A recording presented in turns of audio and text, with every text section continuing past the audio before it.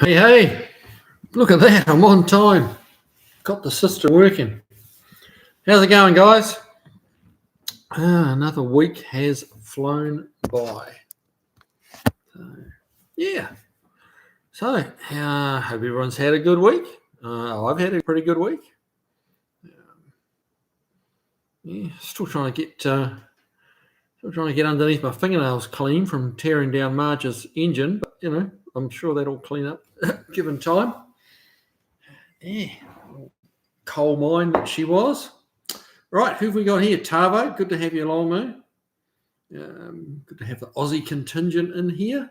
6th Street Garage, welcome along. Beagle Bob, good morning / evening, fellas. Well, yeah, I think it's morning over in Australia, I think.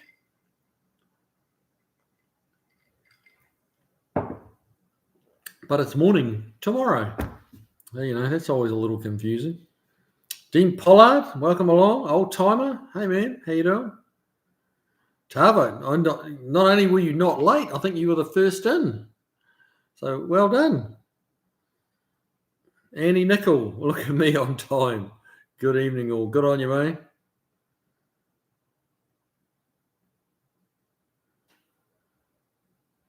Beagle Bob, my power stroke outside of the motor looked like the inside of Marge. Are you sure the old owner didn't use coal instead of oil? Yeah, well, you got to wonder. I think it was turning into coal. Mark M, hey Kiwi, saw you were on DDG live Sunday evening. Yeah, I just popped in to kind of say hi, and then I ended up getting distracted. The wife wanted me to do something. Can't remember what it was. And then I kind of came back in, and I was out of gas. It was getting a bit late for me. After a hard Saturday night, we had a late Saturday night, so Sunday was a bit of an early evening retirement for me. David Tyree, midday in New Zealand. Okay, that sounds about right. About 7 hours. It floats. It varies a little bit with daylight saving, doesn't it? Old timer. I look forward to this time every week. Yeah, me too. To be honest, guys, me too. It's it's just a pleasant change, Just shoot the shit with the boys, and it's good. Bob, if you kept running it, you maybe ended up with diamonds. Yeah, maybe. Lane Conley, what carburetors is Large Marge getting? At this stage, it's probably going to be a pair of Edelbrocks. Edelbrock do make a pair of smaller carburetors that are jetted for a twin force setup. So it may well be those. If I can find some factory, the factory ones or the factory, an equivalent, that might happen. But probably realistically with the availability of parts and old worn-out carburetors and that kind of thing, probably a pair of Edelbrocks will be the way to go, I think. Jeff Hutchins, I'm on time. Well done. Good to have you here, mate. Stephen Bunky Bird. Hey, Kiwi. How you doing, man? Good to have you here. What? No aftermarket EFI? No, mate. No. Oh, look, it's certainly with that video I put up, it's getting some, it's getting some grief from viewers, and they're not all bad. I mean, in fairness, that Camaro actually ran really well. Now, it hadn't done many miles and something's failed, which is not a good thing, but, it was a 7 or 8 year old system. And the trouble with a 7, 8 year old Holly Sniper is that was one of the early ones. And my biggest criticism of the Holly EFI is that I think they brought it to market too soon. And, they basically relied on us, the end user, to do the development for them, to find out what was wrong with it, report back to them, bitch and moan. They'd do a little fix, under warranty, maybe, and it's just not the way. I mean, I guess everyone has to make a buck, right? So I guess they brought it to market at a pretty low price, and you kind of certainly in the early days of the Sniper, you got what you paid for. I believe with the feedback I've received, it seems like the Sniper 2 is quite a step forward. And there was room to make quite a step forward. To be fair, look at both sides of the argument. It's good that they've made a big step. They had room. They left themselves margin to improve. So I guess it depends, whether you're being negative on them or, positive. Yeah. But there are people out there that have had a good run, and there's more than a few that have had a very bad run with them. Which is not good. I mean, you get failures in all mechanical parts, and those that tell you, points will never let you down. It's like, okay, right up until the first time they do let you down, because points do let you down. Doesn't typically take 3 weeks to fix them, to be fair, but it's like this ping pong game. But I don't know. Now, what do we got here? Granddad's Junk. Hey, welcome. Good to have you here, man. Old timer. I'm going to join the Gold Club, Kiwi. Oh, cool. Awesome. Donkey. Hey, man. Donkey. I don't think I've seen you in here before. Well, maybe I have. I don't know. My memory's not what it was, I'll be honest with you. The name doesn't ring a bell, but hey, glad to have you here, man. Mark M. Jamie's last couple of videos on the 318 build in the Barracuda was mine. Just got it back last night. Hey, that's very cool. Nice. Stray Bullet. Hey, Kiwi. Hey, Stray Bullet. Good to have you here, man. Old timer, you're one of the very few channels I feel deserve the support. Well, hey, man, I appreciate that. I'm just doing Kiwi, I'm just being me, and so I'm glad you enjoy it. That's awesome. That does actually mean quite a lot to me. Roy Miller, good evening. Good to have you along. Beagle Bob, does TBI leave power on the table compared to multi-port injection? My understanding is that no, it does not. Okay. Let me quantify that statement. A multi-port injection will give you better, improvements in the low and mid range. So yes, you're probably going to see slight power gains in that low and mid range. Towards wide open throttle and wide open throttle, really you're not going to see any difference. The injectors pump in, in theory, the required amount of fuel, and the throttle bodies are ample to let the air in without any restriction. So it's it would be minimal. You might probably the thing you would notice the most with multi-port is the throttle response and the smoothness, as I say, down low. Like if you're upper gear too high, really, ideally, if you're just kind of driving a little lazy in a manual and you're upper gear, the multi-port injection will handle with that laboring much better than a throttle body injection, which is why, you've only got to look at the new cars. Everything is multi-port injection. Nothing runs a throttle body. Well, there's probably one somewhere in, Czechoslovakia or somewhere that's running throttle body injections. They don't call me out on that. But as a rule, it's all multi-port injection. Everything is if not a direct injection. So throttle body injection is a couple of decades out of date, really, if we're honest. But it's a cheap way of doing it because you need a throttle body anyway, even if you have multi-port injection. So you've got a throttle body cost, you've got 8 injectors, you've got fuel rails, more wiring. It's a more complicated system, but it does work better.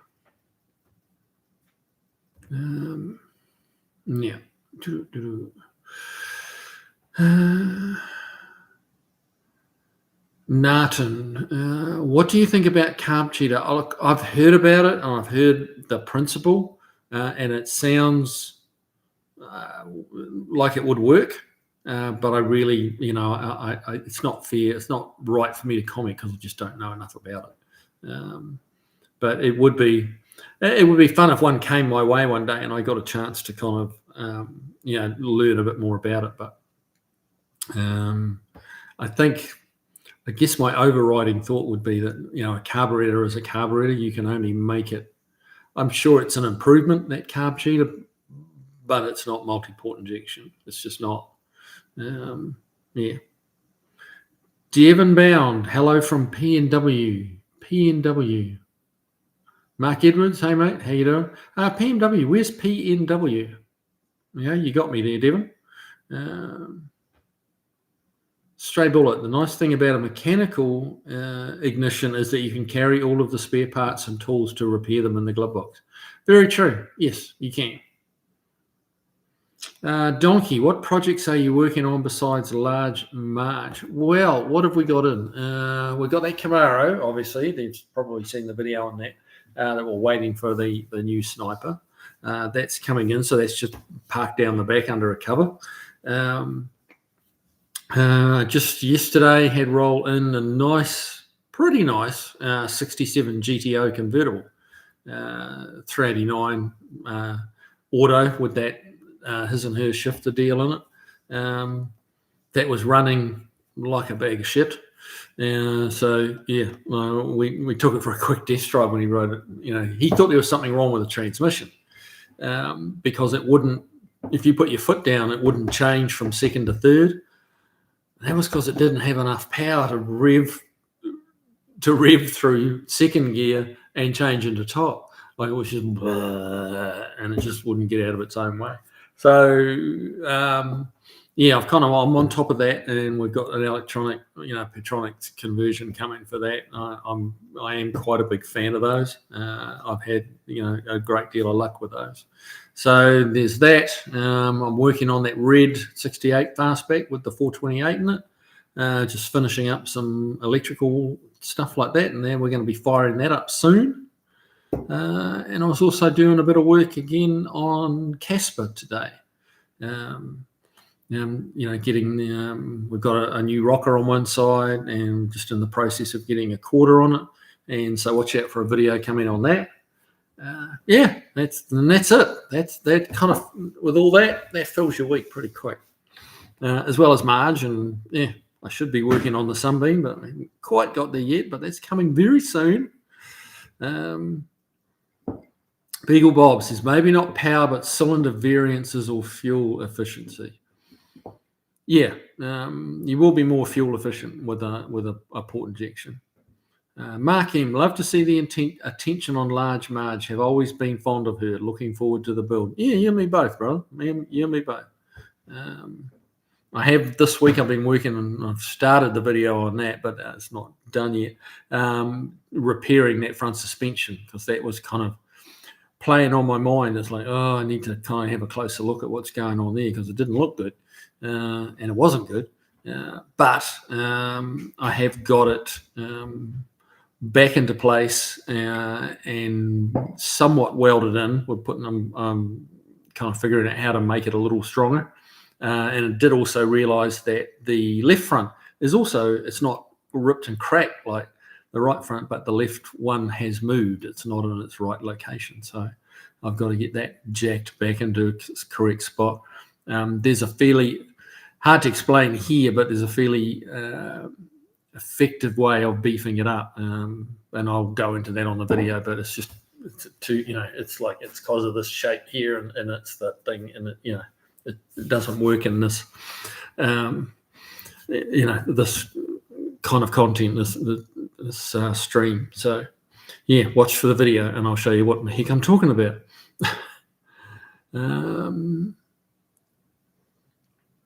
Beagle Bob, Donkey, his main focus is putting a 302 in the old Sunbeam Alpine. Well, it should be. You're absolutely right, and I'm just trying to get Marge, her suspension tied together, and then we're going to roll her outside, throw a cover on her, and wait for the engine. So, yeah. Orlando Pockets, have you had the block from Marge inspected for cracks yet? No, I have not. It's still sitting in the workshop. I've got to get it a little cleaner yet, and I'm waiting. The engine builder's got another GDO Pontiac motor of mine, and that's hopefully going to be ready in the next week and a half. So the engine builder's like an hour and 20 minutes away from me. So I want to take Marge's block up there and hopefully pick up this GDO motor so we can get that back in place. But it ends up 3.5 hour round trip by the time you get there, get the stuff out, talk about what's going on, pay the bill, whatever. It's about a 3.5 hour trip, which is half a day. I try and keep those trips to a minimum.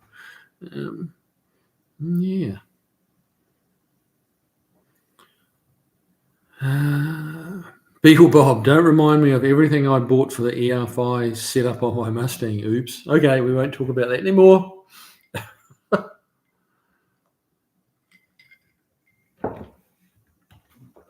Stray Bullet, Pacific Northwest. Okay, that makes sense. That didn't come to mind, but yeah, that makes perfect sense. Javo, I just this minute got the YouTube notification that Kiwi is live. Well, I could have died by now. That was how long ago? That's a quarter of an hour ago. But it's all good. Lane Conley, I have a carb cheater, but have not installed it yet. Well, I would love to hear your thoughts on it when you get it on and see, hear what it does from someone who's not, trying to sell it, write a fake review or whatever that bullshit goes on.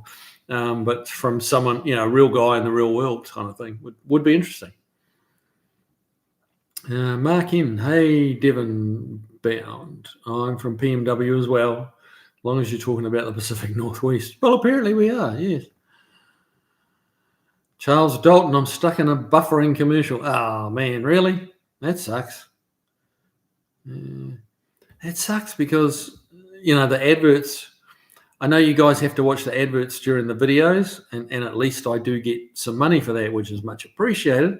But honestly, the adverts, this money for Jam for YouTube, because the money you get, whoever YouTubers get from doing live streams is just minimal. It's like you go back and look and at your the earn from the different lives, and it's $3 and $4 and stuff like that, and it's just nothing.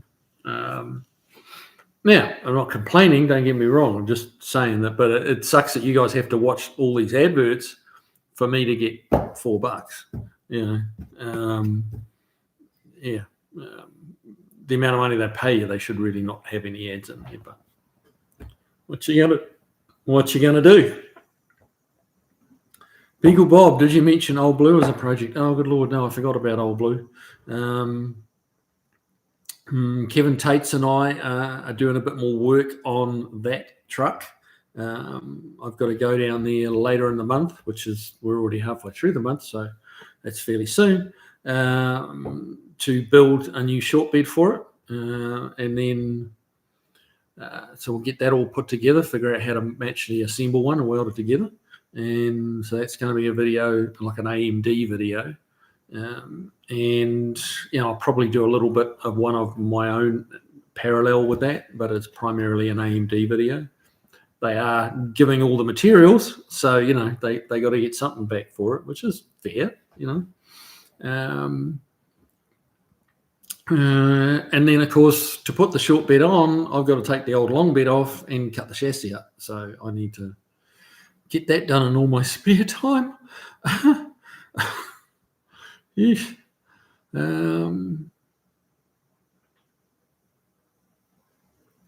Jeff Hutchins with EMPI. You need a new, different, elaborate intake manifold too, possibly an intake air cleaner system.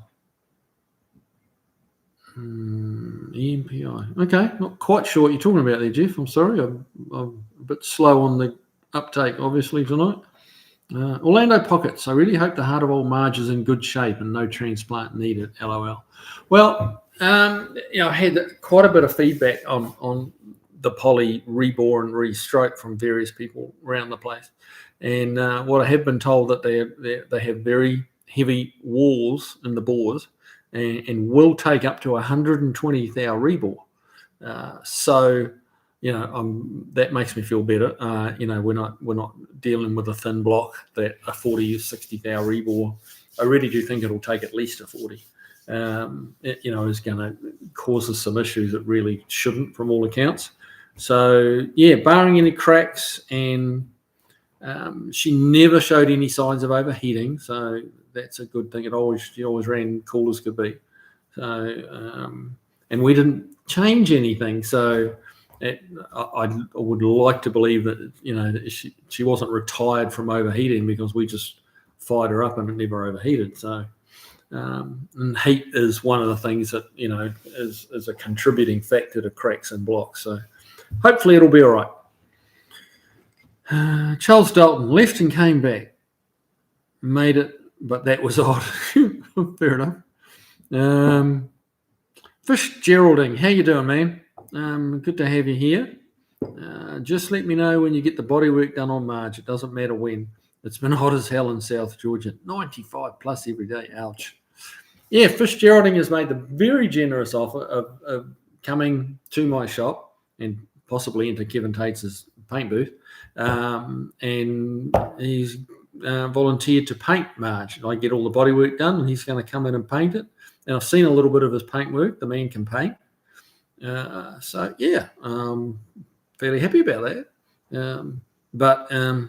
Yeah, so among all the other projects and customer cars I've got, I should really only need 1 or 2 clones, and I'll be good. I'll be able to make it. Yeah. Tavo, they put ads on my vids, but I'm not even monetized. Yeah, that's the truth. Yeah, they do. They do. There's not many alternatives, is there? It's not like you can go, oh, I'm sick of you, YouTube. I'm going to go over to, YTube or something, there's not any a similar forum, is there? So yeah. Acceleration rules. Why can't anyone make a great engine or transmission anymore? I'm surprised you say that, to be honest. Tremec are making great transmissions, and I guess from a factory, from automatics, they're having trouble with. Yeah, they've gotten too clever or tried to get too clever with automatics. All these 8-speed and 10-speed stuff, and it's all driven by the EPA, who are wanting manufacturers to get 40 miles to the gallon out of 5-litre V8s. Which is a bit of a tough ask. But yeah, I do think the Coyote is a good engine. Mixed reviews on the Godzilla engine. They're having some issues apparently. The late model LSs are having some issues, I've heard. So yeah, I kind of see where you're going with that. The earlier LSs, but the fancier they try and get with them, the more screwed up they seem to get. Yeah.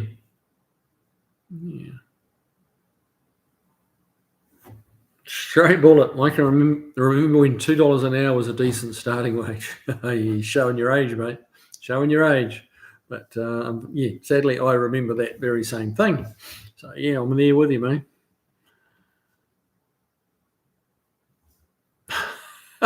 Jeff Hutchins, YouTube isn't paying you anywhere near minimum wage on your lives. Call up the Department of Labour. Yeah. Yeah, I don't think I'd get much of a hearing somehow. But yeah, I do hear what you're saying, dude. EMPI, electronic multi-port injection. Yes. One of the many names for the same thing. Yes.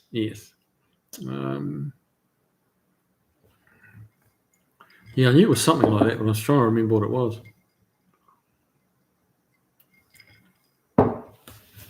Not being a big injection man. So there you go. Debbie Bermudez, Mr. B here. Not really Debbie. Debbie's his wife or his lover or something, but it's Mr. B. Still up. Well done. Good job. It's a little past your bedtime, buddy, but hey.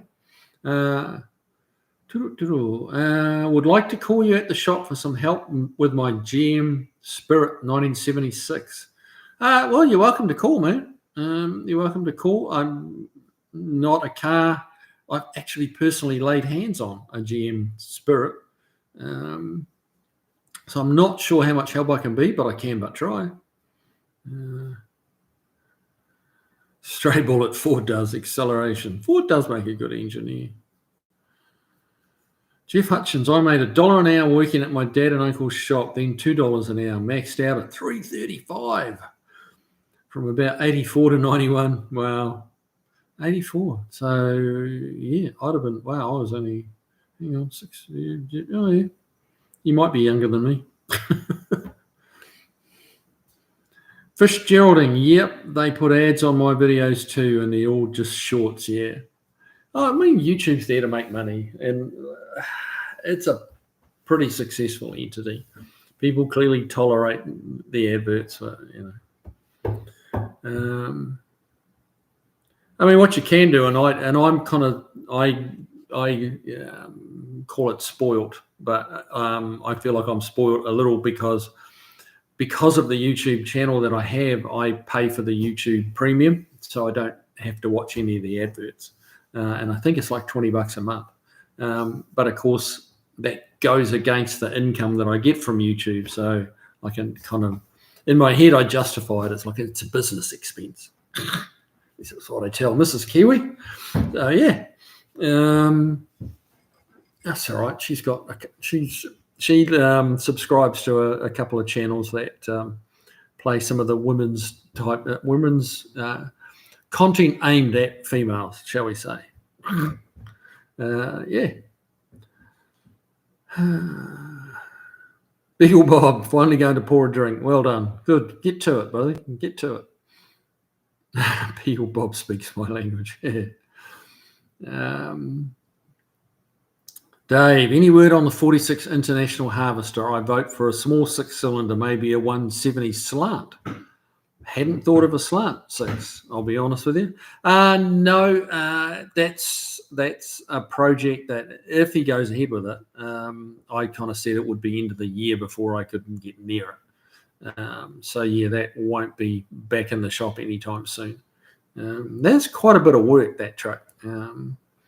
It wasn't all that bad, but yeah, when you're changing drivetrain, suspension, all the engine electrics, and changing it from 6 to 12 volts, that's a lot of work. So yeah, end of the year, with a bit of luck, if he doesn't run out of, he may.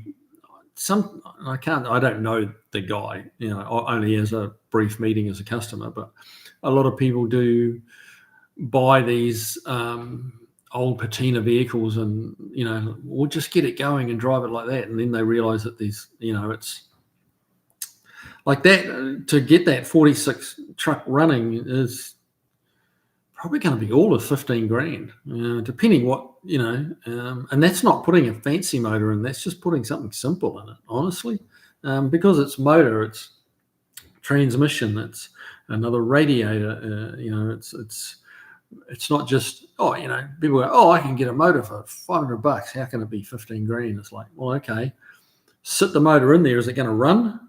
No, because it needs wiring up. It needs a radiator. It needs oil lines. It needs throttle linkages.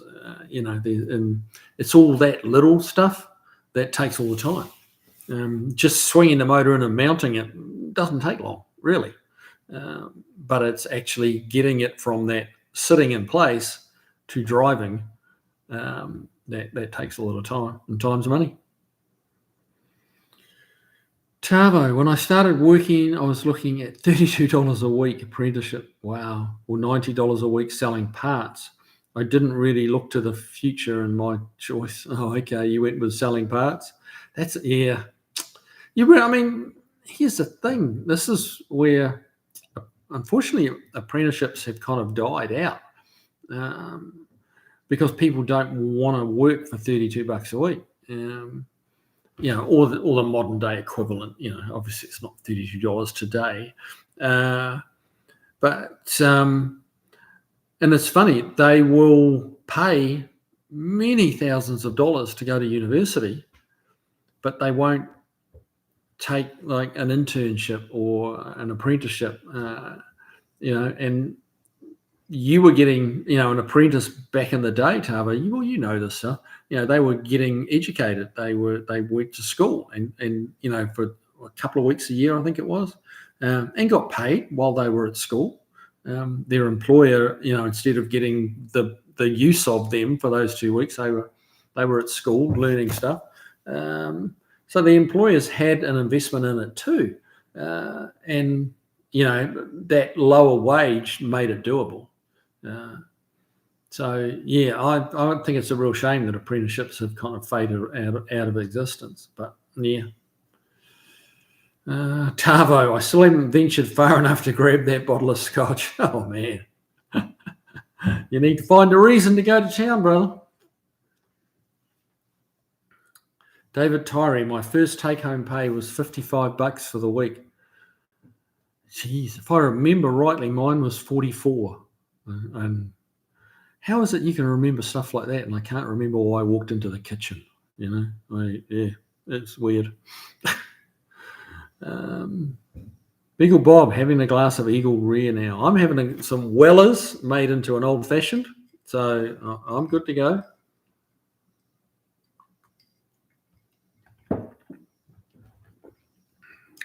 Jeff Hutchins, I just can't get myself to pay the YouTube, but the ad length and frequency is getting ridiculous. I keep watching though.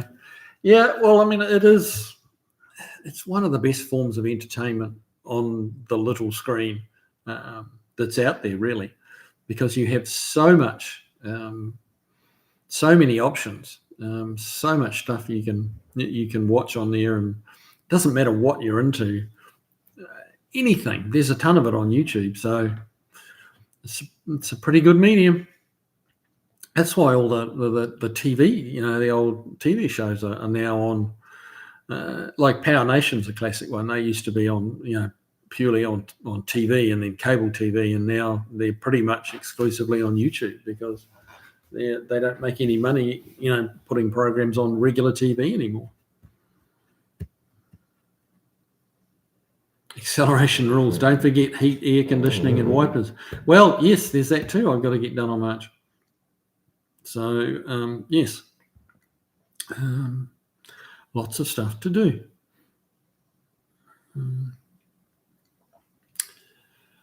LVG, Larman's Vintage Garage. Sorry, I'm going to miss the show tonight. Some other tomfoolery came up. See you next week. Oh man, that's a shame, but never mind. Go and full with Tom. And let us know how you went.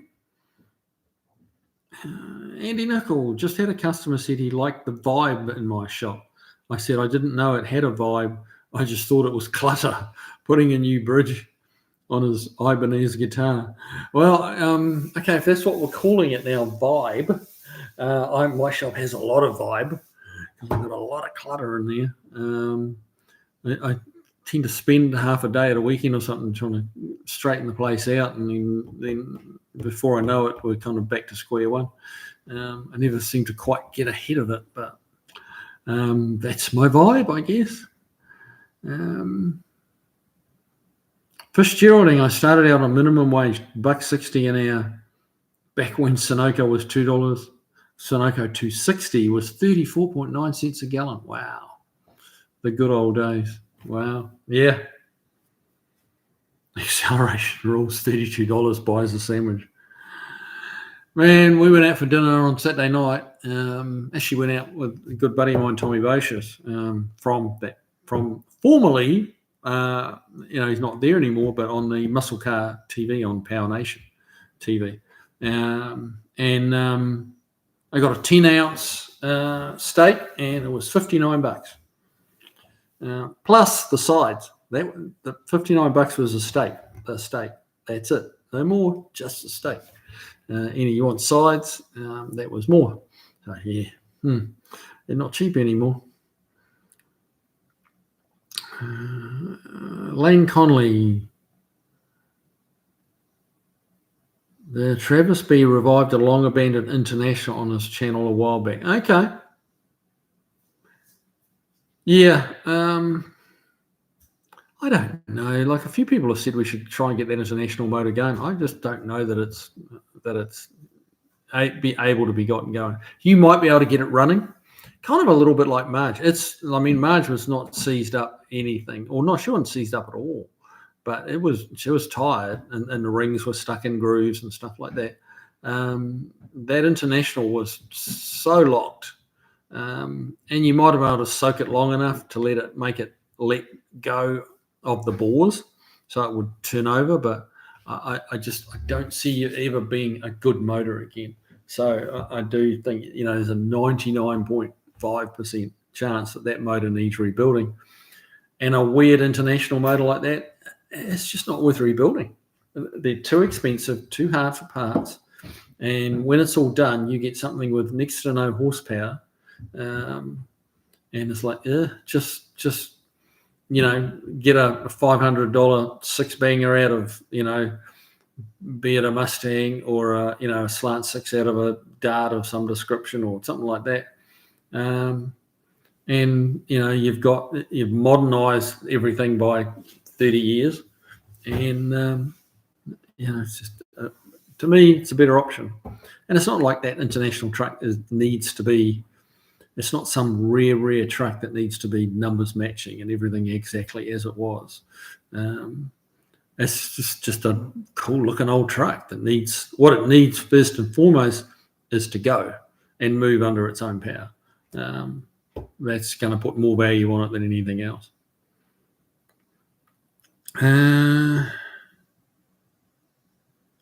Jeff Hutchins, I had to pay for my gunsmithing apprenticeship, then work for free on top of that. Nobody will do that anymore.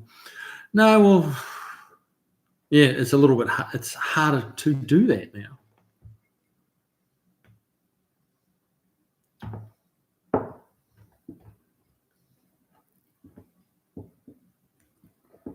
Beagle Bob, I'm on the fence with paying for YouTube. I don't pay for any TV service now. No, a lot of people don't. Mate, it's all about what's important to you, if you watch enough YouTube and it annoys you sufficiently, then I guess you drop your $20 a month. And there's people that can afford that easily, very easily, and don't want to pay it. And there's those that can't afford it at all and would like to pay for it. So, you just got to do what's right for you, David Tyree, hey mate, I can remember pounds, shillings, and pence. I was 6 when it changed in 1967. Yeah, I remember it changing, vaguely, very vaguely. The thing I remember most is my grandfather being very upset because he felt like, because a pound was like $2 or worth $2, but so he felt like, when he no longer had his pounds and it was in dollars, that somehow the government had taken 50% of his money. I'm not quite sure how he came to that. The math involved in that, I'm not sure about. And I was like 6 years old, so I'm like, yeah, okay, Granddad, awesome. And I just carried on playing with my Matchbox cars, So yeah, but I do remember him being quite bitter and twisted about that. And I remember my dad like tormenting him about it, because obviously he was probably in his 30s at the time, something like that, and probably just was making fun of his old man, for being so fucking old and silly. But yeah, and now it's my turn. Sheesh. Stephen Bunkybird, I pay about $15 per month for premium YouTube. It's my favorite entertainment, and I learn things worth every penny to me. Well, there you go. Yeah. Yep. Well, you look at some of the subscriptions for some of the TV channels, some of the just crappy TV channels, in my opinion, and they can be $26.99 a month, or like $30 a month. It's what you want to watch. Like I subscribe to WRC, which is World Rally Championship TV, and that's like €110 a year. So it's not bad monthly, but they don't I think there's 12-ish rallies a year. So you're really paying that for 12 programs. They have fluff and fill, and they go back over old rallies and stuff like that. But to actually watch, the rally, this season's, whatever year you're talking about, but the current season's rallies, you're effectively paying €10, which I think is about $12 US, to watch a rally, and which is they typically have about 2 hours TV coverage on it. Spread out over 3-4 days. So there's definitely more expensive streaming services than YouTube.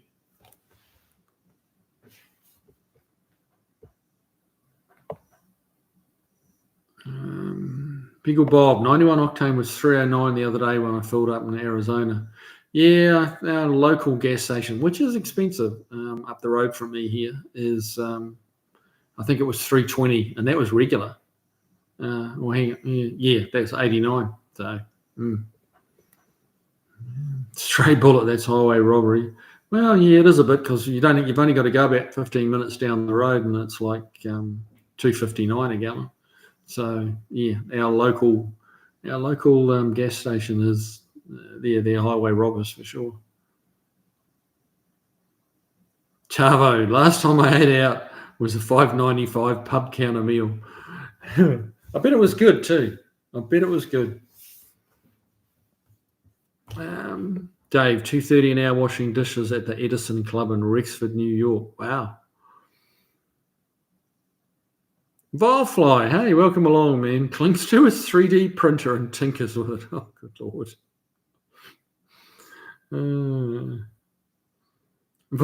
I'd love to have a beer with you sometime, Vilefly. You've got such an out there sense of humour. It's awesome. I imagine it would be a night on the town. I would imagine would be fairly entertaining.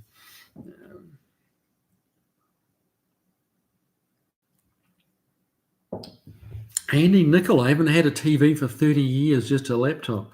Well, yeah. Yeah, that's where we differ, brother. Mind you, my wife watches most of her TV stuff on her laptop. That's usually because I'm watching something on the big screen. But yeah, I like my big TVs. Bit of a Tim the Toolman Taylor thing there going on. Like a big TV. They're so freaking cheap these days.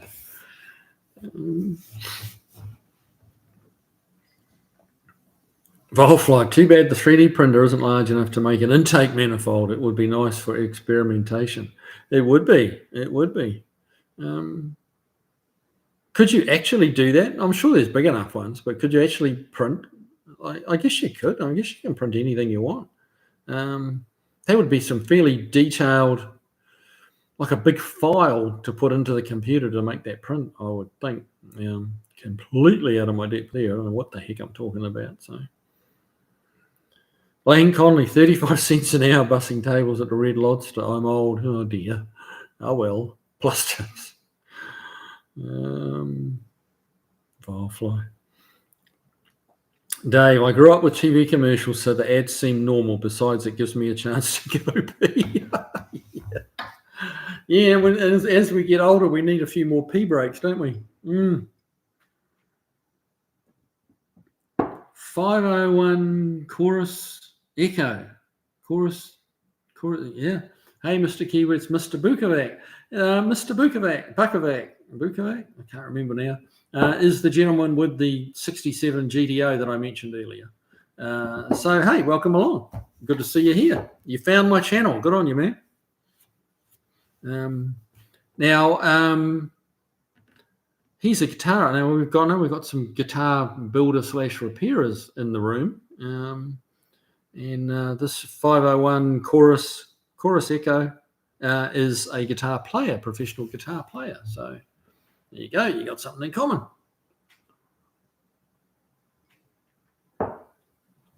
Alan Trimble, good evening from Delaware. Good to have you here, man. Beagle Bob, 2 trips to Taco Bell would get me the subscription.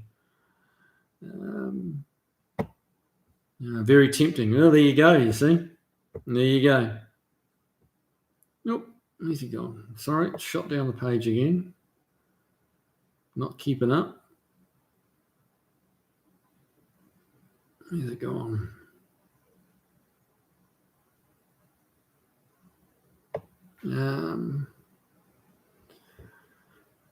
Hey Tom, no problem, man. He says thanks for getting my GTO running today. Yeah, we did get it running good. Just on the points that we're in it, we're just getting them adjusted right in the timing set. But we are going to replace it with electronic ignition, just so it doesn't. I mean, the thing it's simply just the points had worn, it'd gone out of adjustment, which consequently affected the ignition timing, and just made it run like a dog. So the beauty with electronic ignition is that doesn't happen. Jeff Hutchins, I think when I was in high school, it was $3 to a pound. Then about 10 to 15 years ago, it was about $1.50 to a pound. I think it's still around there. The pound is worth a little more than the American dollar, but not that much. I think it's somewhere between a dollar and $1.10. Is what it will cost you for a pound. Barry Cooter, hey man, welcome along. Good to have you here, bud. Jeff Hutchins, our Oregon gas prices are hovering around $4 here. Have been forever. Our state government sucks. Yeah, mate, all governments suck. That's just a fact of life. The government in New Zealand sucks. Everyone in New Zealand complains bitterly about the government there, and people complain bitterly about the government here. It's just standard issue.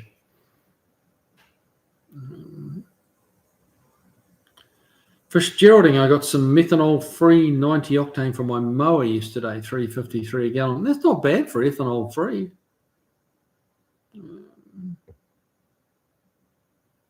David Tyree, Jay Leno 3D prints some parts. Yes, well, of course, Jay Leno will have the latest, the greatest, the biggest, the best 3D printer available, and probably someone gave it to him.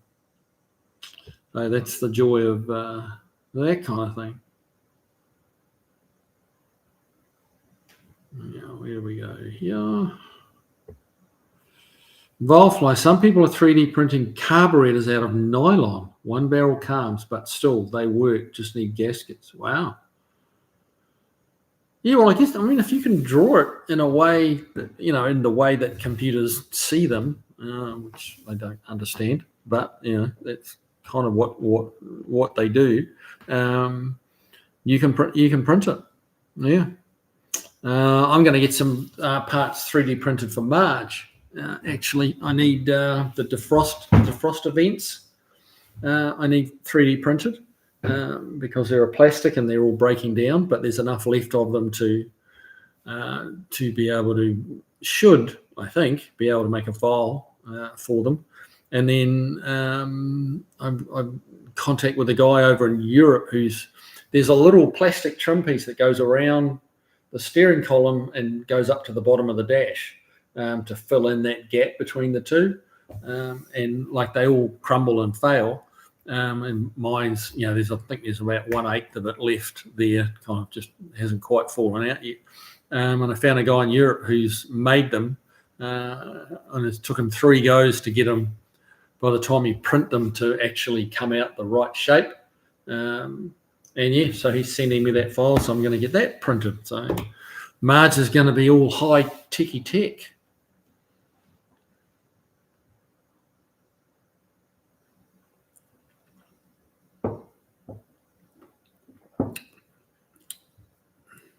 Matchrat 500, sorry. Matchrat 500. Vancouver, British Columbia, Canada, 150 a litre. Ouch. 190 for 94 methanol-free octane. Wow.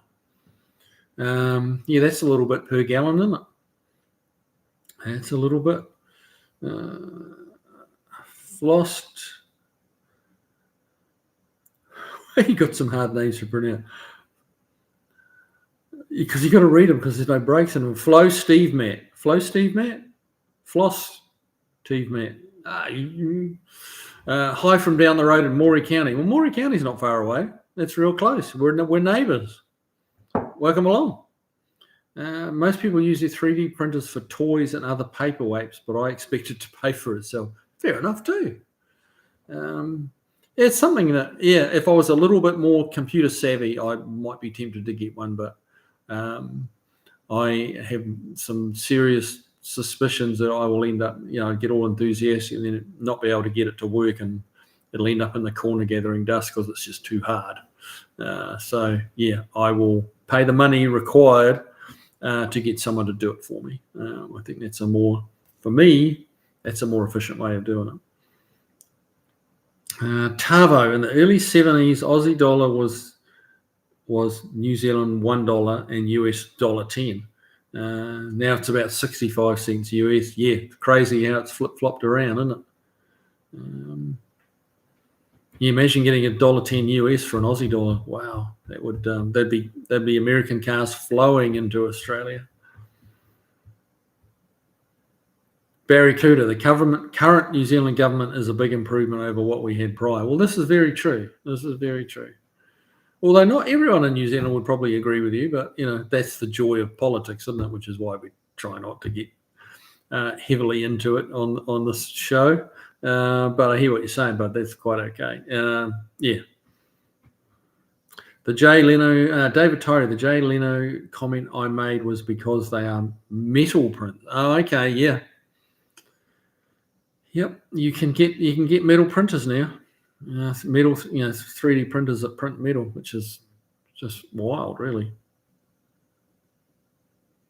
Firefly, the things that 3D printers are best for is knobs and such. I print out more of those than anything else. Okay. You obviously have a lot of knobs around your house.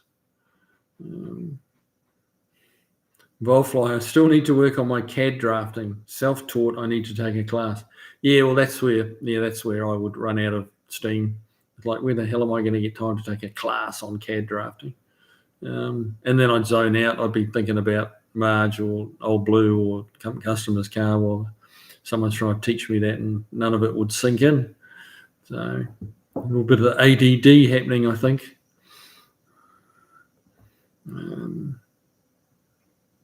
Jeff Hutchins, the Polish government seems to be getting a lot better. Okay. They're doing things so wisely that they'll be telling Polak jokes about the rest of us. Oh, yeah, so many Polish jokes. Yes, could well be true. So, while a few more comments are dropping in, how many of you guys have seen Tommy Bosch's new YouTube channel? It just launched on Sunday night. He just launched it. He's completely out of separated now from Power Nation TV, so you're not going to see him on Muscle Car TV anymore. And he's got his own hot rod shop up and running. He's been working on that very quietly in the background. And he's got 2 guys working for him, and he's got some very cool hot rods down there that they're building.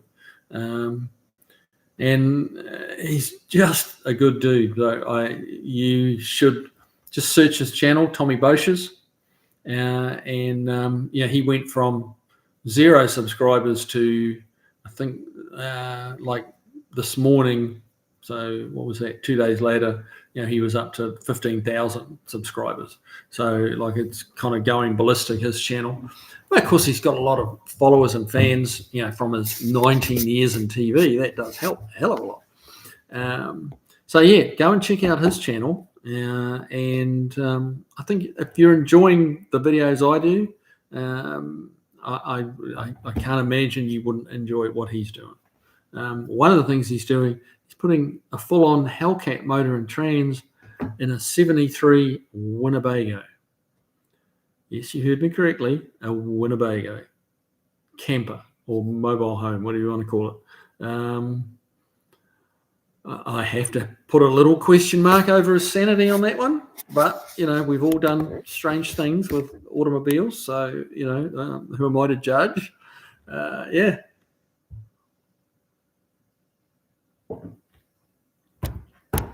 Right, back to the comments. How many Americans does it take to screw in a light bulb? Well, Bowlfly, lost plastic casting can be applied to 3D prints. using reinforced plaster. Okay.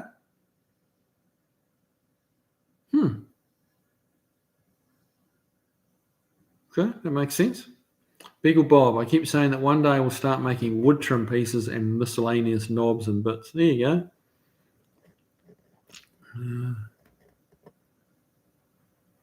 Tavo, I'm so computer unsavvy. I'd carve stuff from billets rather than learn CAD. Yeah, mate, I'm with you a little bit. Yeah, I mean, yeah, I can, if I'm motivated enough, I can kind of whip my way around a computer. But yeah, I have a fairly low tolerance. Like, I'm working on something mechanical with my hands. I can get very frustrated, but I can keep going. If something's proving difficult. But when it comes to computers, I have a very small window, and then it's like, I'm done, I'm out, I can't, to hell with this, or more colourful words usually.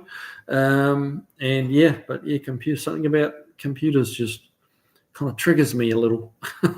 I'll keep pushing through on a car that's not being agreeable, but computers, no, not so much.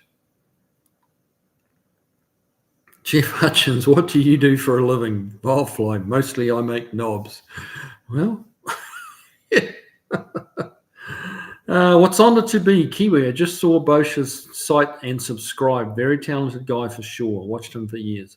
Yeah, I think he's going to do very well on YouTube. I really do. He's got a larger than life personality. Genuinely funny guy. Very funny.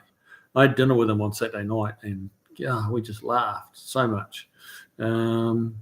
He even had the waitress in stitches. She didn't know what to make of him because he was just giving it very much in fun, but he was definitely giving her a hard time. But it was very much in fun. There was at no point was any offence taken. Oh, my battery's running low. Guys, I better plug in. I forgot to plug it in. All right, screen just dimmed. Running out of juice. Hang on. Don't go away. This won't take but a second. In my rush to get my bourbon, I forgot to plug the computer in. It's all about priorities, Right, it should be charging. Yes, it is. Look, I'm all bright again. There we go. My advice is look them up on YouTube and subscribe if you like them. I'm pretty sure you will. Flo Steve Matt. I was watching this 1960s film Lilies of the Field, and Sidney Poitier was driving a large Marge or very similar car. I've heard that. I keep meaning to look it up, and I keep forgetting to. But where were you watching it? Like what channel has it? Volfly. I like carving up metal by hand. It's rather relaxing for me. Not sure how you do that by hand. Fitzgeralding. Leno uses 3D printer to make parts that are unavailable. He uses plastic and sends that off to make a mold to make the part. Okay. Huh.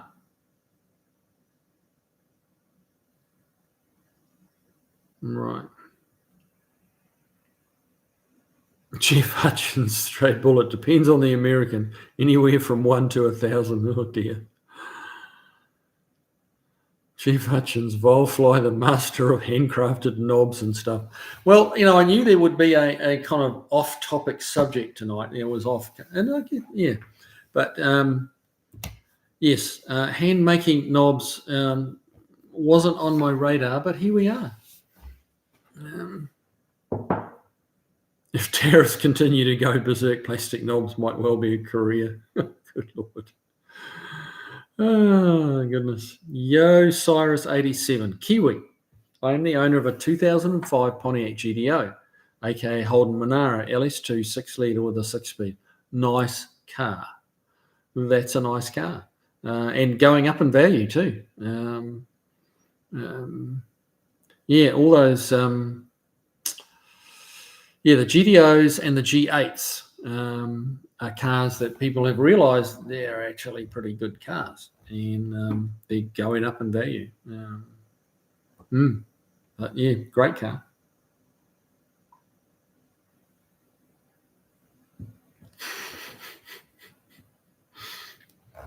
People, Bob, if your computer was a carburetor, you wouldn't need to plug it in. But people would look at me very strangely, after having a 2-hour conversation with a carburetor. So yeah, there you go. Yo, Cyrus, you have my sympathy. Tavo, come on, they're not that bad. I think they're pretty cool. Why don't you like them, Tavo? Beagle Bob, your walls might be padded and the windows barred, though, if you spend a couple of hours talking to it every Tuesday. Exactly. I'm wondering if you approve. Yo, Cyrus, I'm wondering if you approve of the rebadged Holden Monaro Pontiac GDO cars. Yeah, why? Yeah, of course. Rebadging of cars goes on worldwide across many different makes and models. That's not something new. It's not nothing to be upset about. General Motors here saw the value in that particular product, could source it at a price that made sense out of Australia, and they didn't have to do all the tooling up. So yeah, it's just an economic decision, a dollars and cents decision, and that gave them a product that they could bring to market very quickly, sell a bunch of cars, make some money, and that's the name of the game. The big three don't build cars because some people there, I'm sure, do it because they enjoy it, but the bottom line is they do it to make a buck. So yeah. Andy Nickel, Throttle Stop Garage is using the latest 3D scanners sponsored to design front suspension for his Volvo Amazon. Okay. A Volvo Amazon. I've never even heard of that. Don't know if he's going to print the parts or send programs out to be made. Interesting. Throttle Stop Garage. Might have to try and have a look.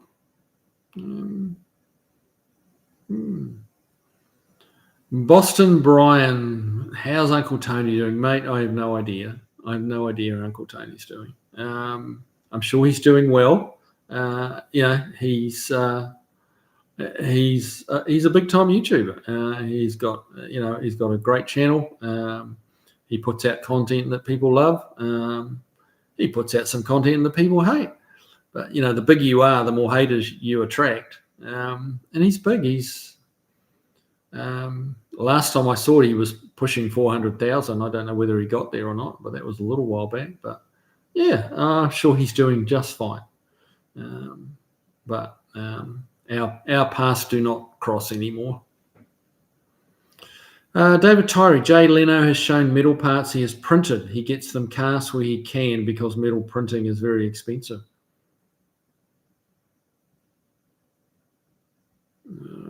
Cyrus, awesome, Kiwi, thanks. Hey,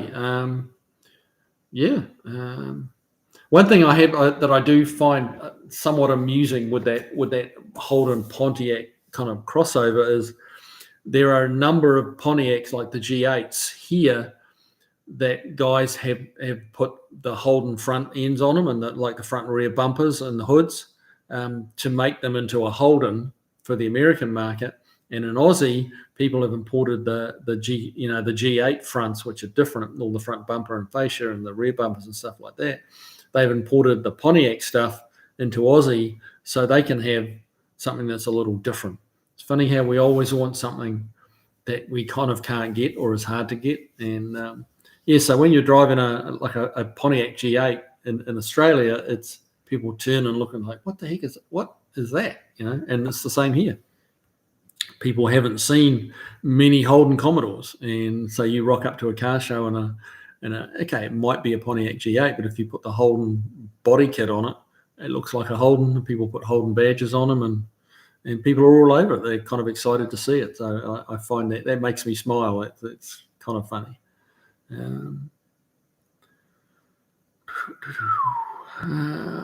Flo Steve Mats. Lilies of the Field was on one of the free services like Tubi or Pluto, also on Amazon Video. Okay, well, the wife's got Amazon, so I'll have to go and have a look. Lilies of the Field. Volfly, be right back. Fixing dinner, something simple, I hope. Well, you cooking, mate, eh? So you print knobs and you cook. Wow, multi-talented man.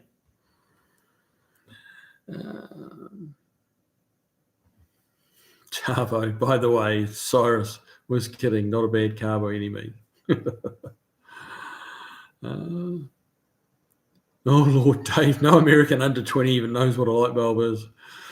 Sadly, there's some truth to that. They probably have to get the electrician in to change them. I don't know that no American would, but I do suspect, and actually I'm going to qualify that because I don't think that's purely an American thing either.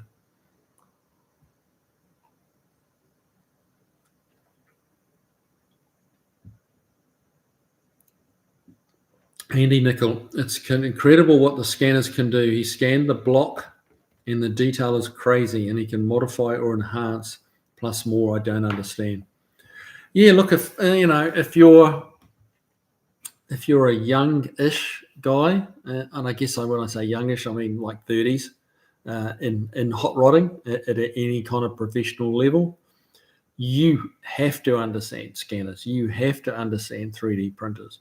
You have to understand 5-axis CNC machines, because that's the world that we're heading into. So, yeah, and that's okay. It's a progression, but for me, it's like, I'm not. I don't have enough miles left in me personally to have the time to learn that stuff, get a handle on it, and actually put it to use. So it's like, okay, I'm going to leave that to the young, fresh brains, and they can learn it. They can hand it down on, to the next guys coming through. I can hand on the stuff I've learnt over the years, and they will hand down the stuff they're learning today. So it's all good.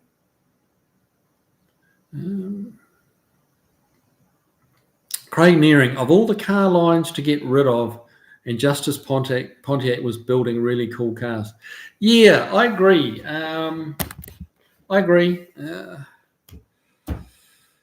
Yeah, Buick went too, didn't it? They axed Buick. Oh no, hang on, no, Buick's still going, isn't it?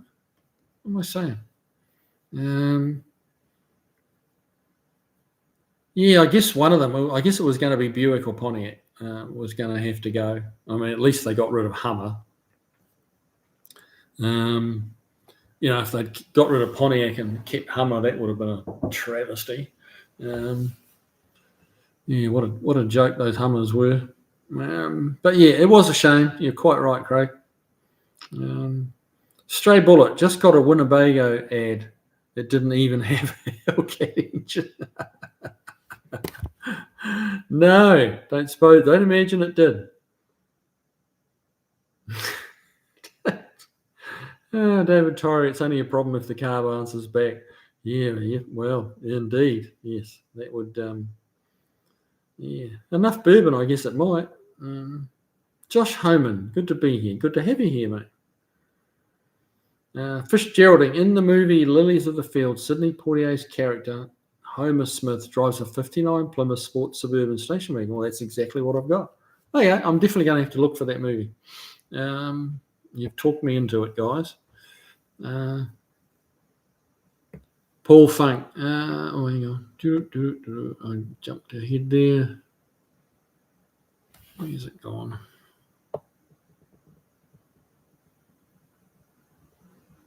Here we go.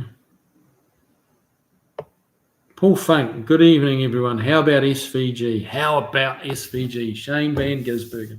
He is doing awesome. And I 100% believe he's going to get a handle on, well, if we can get the right team under him or behind him, he will give, the hometown boys, the good old boys, a huge run for their money on ovals. He's just got to get the He's got to get the car underneath him. I think that's probably what's holding him back. Trackhouse is not the biggest team out there. Good team, but not necessarily the quickest team. And Shane's making them, with Shane at the wheel on a road course, they're batting above, above their average. Jeff Hutchins, Winnie Helgo. There you go. That's a good name for it. What's on the Kiwi opening scene? Sydney Portage driving a Plymouth wagon that is overheating and needs water on YouTube. Quick find. Okay. Cool. Well, that's easy. Granddad's Junk. UTG is at over 400k. I figured he would be by now. Him and Doc are doing a 383. Okay. I still talk with Doc. He drops into the shop every now and again. He's a good guy. And he's certainly a good guy to be able to call on when you're having stupid fuel injection issues, because his brain does go to fuel injection electronics. He's pretty good at it. Barracuda, remember when New Zealand went metric? The post office gave out KPH stickers for your old Speedos. The prior owner of Dad's AP6 glued them on with ADOS glue messily. Oh, no, really? Dang. Yeah, that I do remember it going metric. I've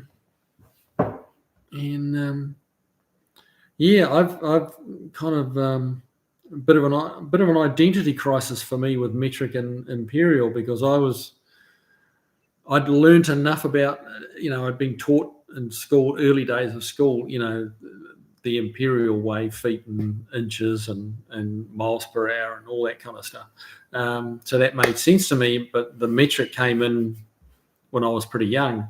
So I actually had a handle on both. And then as the years progressed, it was just metric.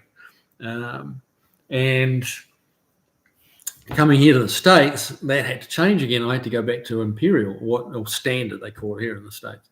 So, now I'm having been here for 20-something years now. It's getting pretty hard to work with metric again. But I do all my measuring in feet and inches and sixteenths and stuff like that again, whereas it used to always be metric. But when in Rome, do as the Romans do, as they say.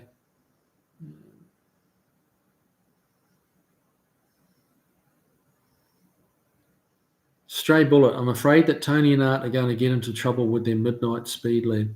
Oh, I saw something about that on Dr. Art's thing. They'd worked out some track around.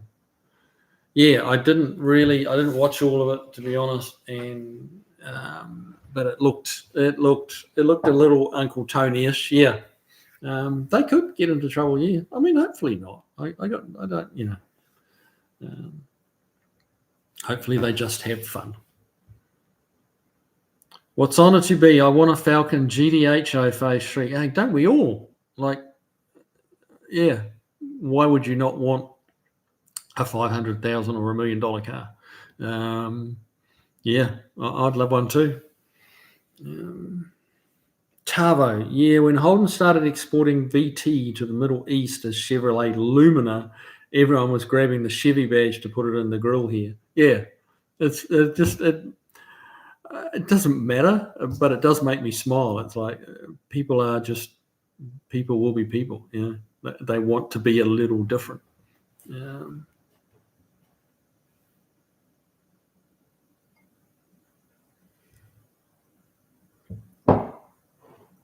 Lane Conley, Uncle Tony was beating on a stuck 383 with a sledgehammer today. Oh, God.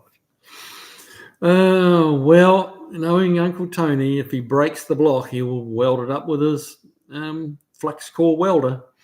I wonder if he ever did anything with that Hemi. That was the last time I saw him. He was trying to weld that 426 Hemi block back together that had thrown a rod or two. And I'm like, you've got to be kidding me. You can't weld a block together with 110 amp flux core welder. You just can't. But he was going to. Beagle Bob, I think Buick makes a couple of four-banger SUVs. Yeah, they do. They do. But I think they're actually, I believe they're a European rebadged, like a GM Europe or GM England, and they are rebadged to Buick. But I think they're like a Vauxhall something. But I wouldn't, not really, I pay a little bit of attention to that stuff, but not much. But yeah, I remember looking under, my landlord had a Buick sedan, quite a nice car, a Buick sedan, and it had a turbo. It was either a 4 or 5 cylinder, I can't quite remember. And we had it up on the rack, and looking around under it, it's like, this is not American. This is European. You can tell there's differences. And it was undoubtedly a European car. Andy Nicol, I've been wanting to get a CNC for guitar parts, but I need to learn from the ground up, which I'm not sure I have the patience. Yeah, I feel your pain, man. I really do. I know what you're saying. And sometimes, you've just got to do what you do what you're good at. And, if you need those parts CNC, send them to a shop that can do it for you. And, okay, it's going to cost you more, but what's it going to cost you to take the time to learn that shit? So,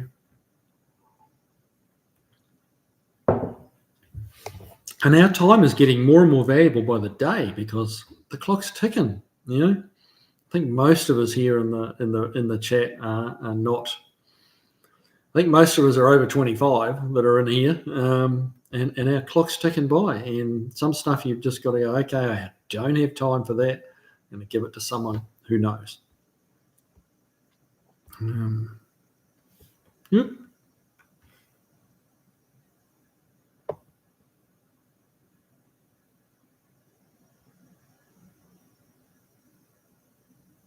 Hang on, just trying to lose. I lost my place.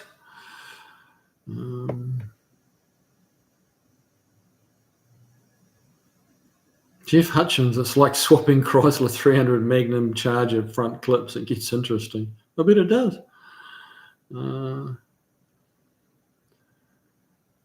K Blinn 68 saw a new Hummer EV recently here in Florida. They are big and kind of weird looking. Yes, they are, and they do the crab walk thing, and they do all sorts of weird shit. That was kind of odd to me that they brought out a Hummer EV. Better looking than the Cybertruck, to be fair. So I guess we shouldn't be too critical of it because it's infinitely better looking than the Cybertruck. A punch in the face is better looking than a Cybertruck. Oh, God.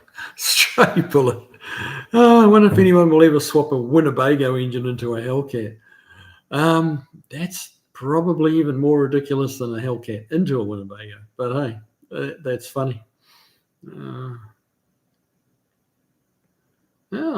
Tavo, down in Oz, we got the 300C as a wagon, no Magnum. Huh.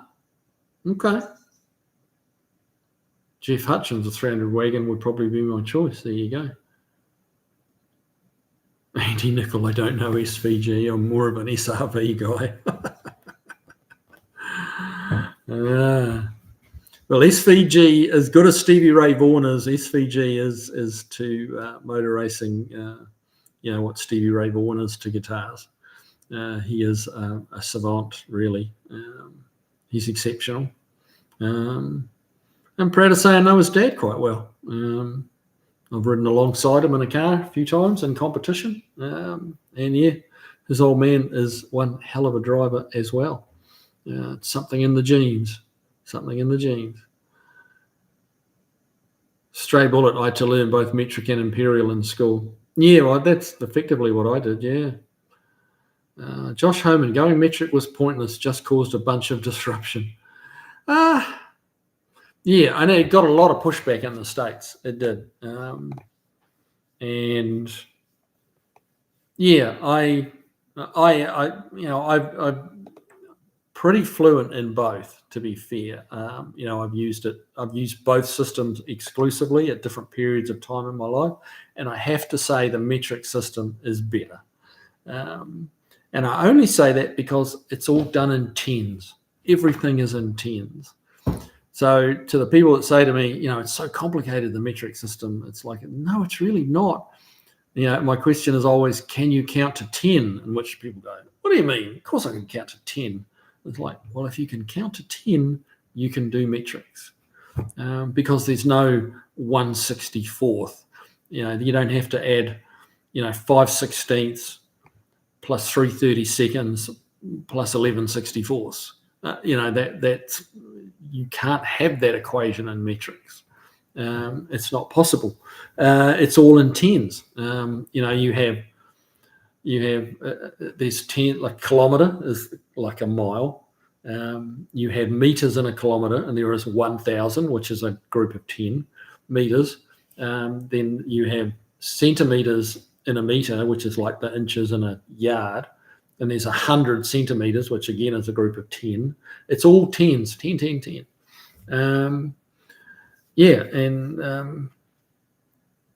It's like how much is a 3/4 of a pint? People go, that's not an easy one. 3/4 of a litre is 750 ml, because there's 1,000 ml in a litre. So it's just like half of a litre is 500, quarter is 250, 3/4 is 750. It's actually pretty easy. You just got to get used to it. It takes some getting used to when your brain's stuck in one other method. It takes a bit of getting used to, but the bottom line is it's all in tens. And we were taught from day one to count in tens. We go, we count 1 through 10, then it's 11, the teens, the 20s, the 30s, it's all tens when we count. But for whatever the measurement and speed systems, and I always back up my argument that the metric's better, because the military, they always use metrics. And they use it because it's in tens, and it's not as confusing. Yeah. So like when something's 10 clicks out, it's 10 kilometers. The military always use metric.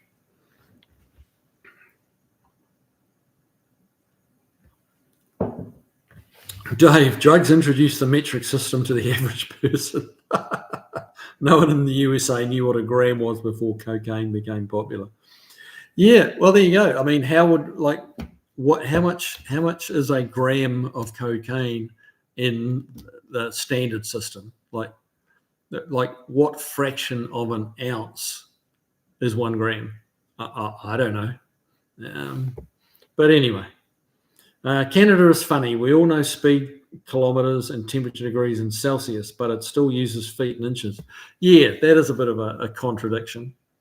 But that's another thing for metric. Like boiling point is 100 degrees Celsius, and freezing is 0, not 32. Like, who came up with 32 degrees for being the freezing point, and boiling point 212? Like, why not just make like freezing 0 and boiling point 100? It's just makes more sense. But hey, it's not really a winnable argument. The people that want to stay standard want to stay standard, and good on them. That's okay.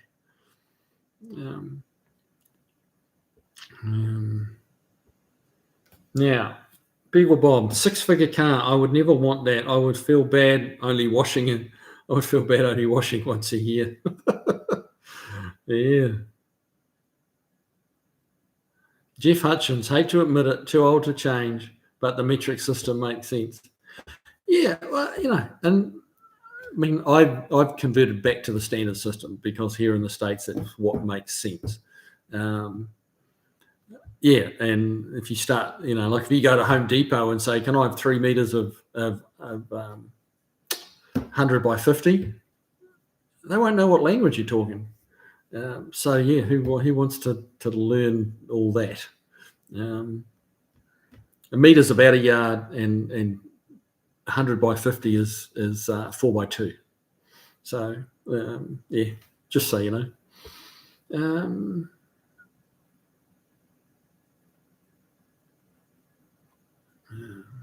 Dave, who washes their car?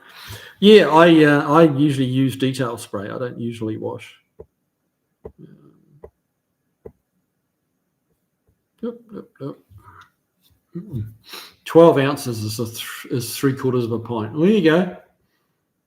I mean, obviously there was an answer to the question, but it just, to me, it seems simpler in metric.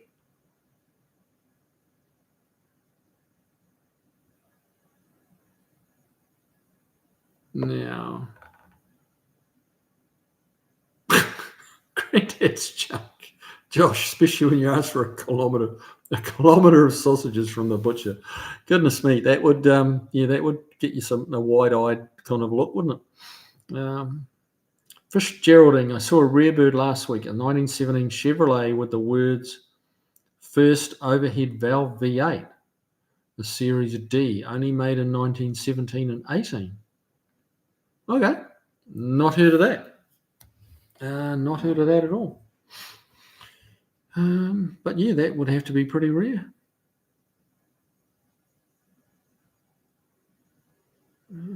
Barracuda, always thinking mile per hour, miles per gallon, inches and feet. When it comes to careful measuring, I like millimeters. Yep. Yeah, I mean, if you, as much as I like metric, if you say someone's 1.78 meters tall, it's like, what? How high is that? Give it me in feet and inches. I know someone who's 5'8", that I understand. 1.78 meters. I don't know how tall that is. Miles per gallon. Yeah, that's always, this liters per 100K. That's how they measure fuel consumption in metric. It's how many liters it takes to travel 100 kilometers. Yeah, well, that just completely loses me. So, yeah, so metric's got its faults, yeah, if we actually think carefully about it. Driveway of Misfits, welcome along, mate. How you doing? Mr. Free Messer. Very good to have you here. Andy Nickel. Hello, so it's getting so when I wake up, I check to see what function I've lost overnight. Oh, no. Oh, that's pretty grim. That's pretty grim.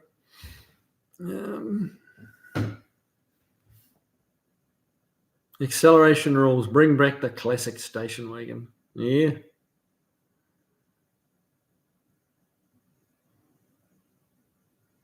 Beagle Bob, 10 base inch rulers do exist. They are superior.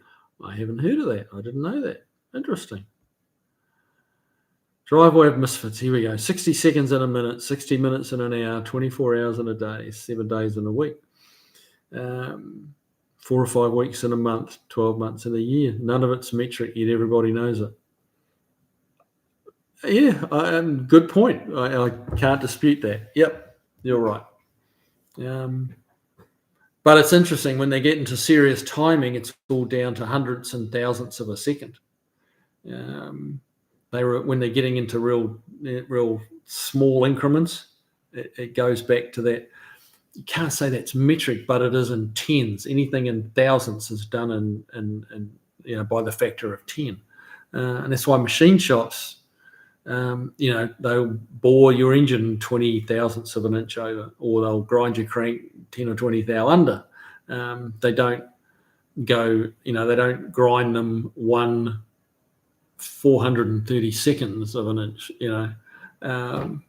as soon as they get down into really small measurements, it goes down to hundreds, thousandths, 10 thousandths. So, yeah, we could go backwards and forward this all night.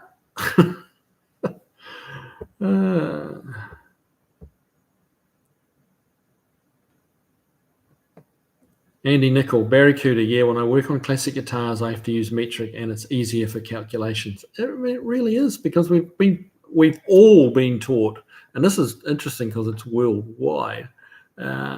We've been taught to add and subtract in basic math, and all math is done in tens. Yeah. So.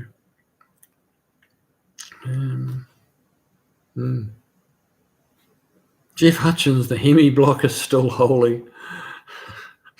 Yeah, I'll bet it is. I'll bet it is.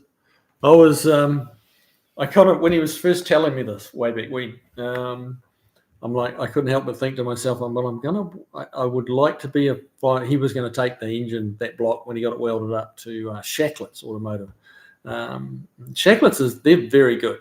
They got some high dollar machinery, and I had to ask myself, I wonder what John Shacklett's going to say when Tony asks him to run his, $150,000 boring bar down this MIG welded bore in this old block, and how that would hammer on it, hitting the lumps of weld with his boring bar. I'm like, I don't think he's going to be very keen to do that.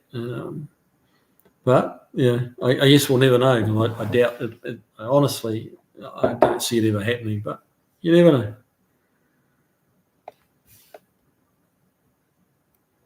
Fitzgeraldine, that soil frame and unibody dimensions are measured using metrics, which is more accurate. Yeah. Granddad's junk. Now, hours are related to nautical miles. Yes, I was watching something about nautical miles the other day, and it's gone in one ear and out the other, unfortunately. But yeah, they were explaining what a nautical mile is, and it had to do with time. And yeah, it kind of made sense in the moment, but unfortunately, there just wasn't enough memory space in my brain to retain that. So, Dave, I just order a whole pint. Yeah, we're not talking about beer here, buddy. Well, we could be, I guess, but we were. Tavo. There we go. 1 gram equals 1/28th of an ounce. Oh, I didn't know that. Okay. 28 grams in an ounce. All right. There you go. Dave, ice cold, please. Stray bullet. I remember that the Hubble telescope had a problem because of a mix-up between imperial and metric. Oh, really? I know they ground the lens wrong. I do remember that, but I didn't realize it was because of imperial and metric. Oh, Lord. Oh, somebody would have had their butt roasted for that one, wouldn't they? Oof. Beagle Bob, the way the Persians counted got a 12-base system. They count on to 1 to 12 by putting the thumb on each joint and going by every finger of the hand. Good Lord. Huh. There you go. Did not expect it to be talking about the Persians and how they counted tonight. But hey, here we are. It's all good.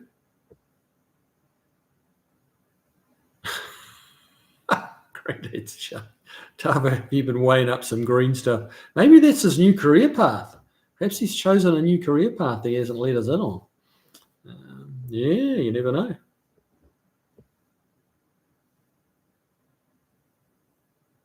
We're getting serious into the weights and measures. 28.8 grams or 31.1 grams metric to troy or some nonsense. Yeah, well, there's troy ounces, and I've heard it. It's been forever since I've heard of a troy ounce, but yeah, it rings a bit. I have heard it before. Yeah, it's crazy.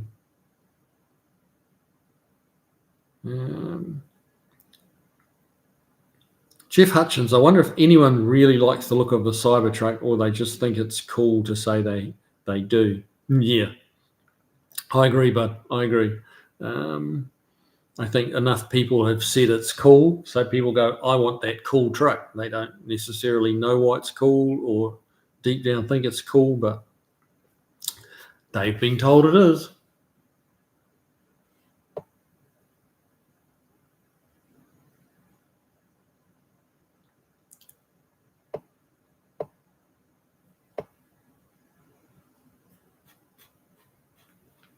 Mark Strulia. Hey, Kiwi, bought me a large margin, 1960 Plymouth Suburban wagon. I think that's meaning flat 6, 3 on the tree. Cool, man. That'd be a cool wagon as well. That's awesome. Send me some pictures, man. Send me some pictures. Whether you got, let me put in my email address. I can remember it. Good Lord.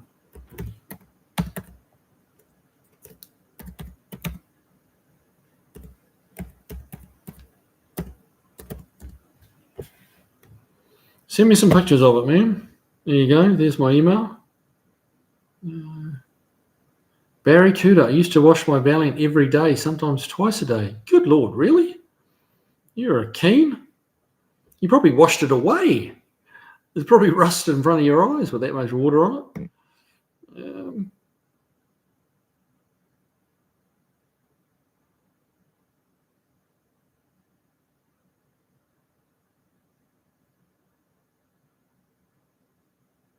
The Cybertruck looks like Grenad's joke. The Cybertruck looks like it belongs on the TV show Space 1999, yeah, or Lost in Space, one of the two.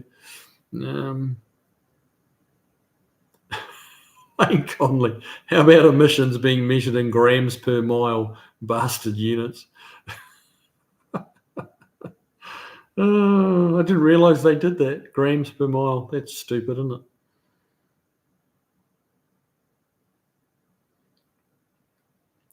Chris Freeman said, do not besmirch the reputation of that excellent TV show by suggesting the Cybertruck belongs there.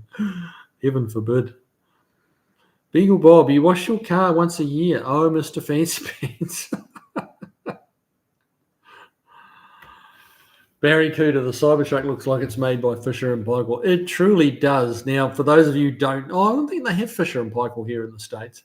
Fisher and Paykel make stainless steel fridges, and yeah, it looks like a brushed stainless steel fridge.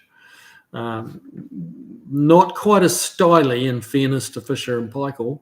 I think Fisher and Paykel's ones are sleeker and better looking, but similar. Beagle Bob, I might exaggerate a bit on the internet, but my last phone had a picture of my car after I washed it, so it's not been that long ago.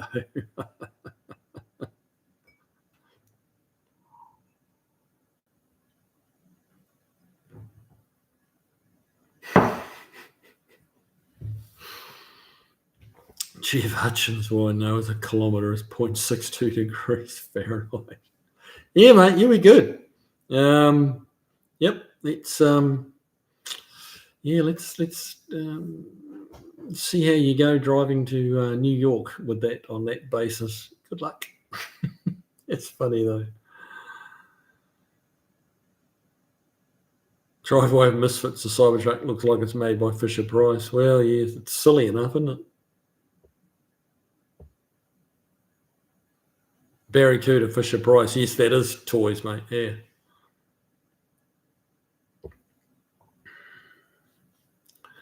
What's on it to be? Yeah, okay, you got me there because, yeah, that Newton meters is, yeah, that doesn't mean a damn thing to me. Yeah, it's foot-pounds of torque and horsepower. Yep. Yeah. I couldn't agree more. As much as I might sing the praises of metric, yeah, I have to hold my hand up and or hang my head in shame and say, yeah, no, I can't do the metric horsepower ratings.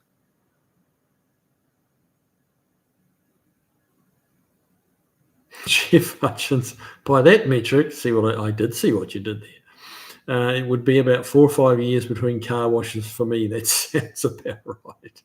Oh, Lord. Varfly, he's back. Yeah, you're running out of time, mate. Sockeye salmon for dinner, very nice. Have to add butter or will be dryish with limited flavour. So use a cheese grater with the near frozen butter for even distribution. Still learning. There you go. Man of multi-talented. Makes knobs and salmon and has the ability to grate butter. Just an all-round talented guy.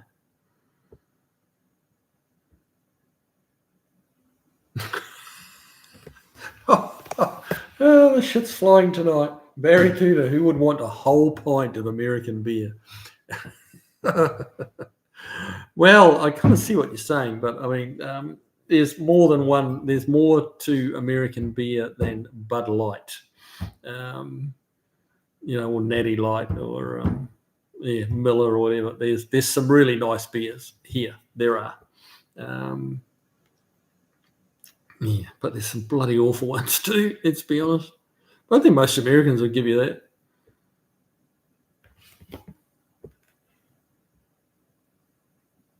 Now,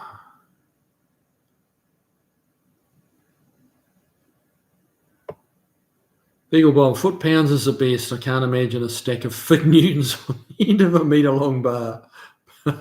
But I can imagine a gallon of water, 80 pounds on a bar the size of a large shoe. Oh, my goodness.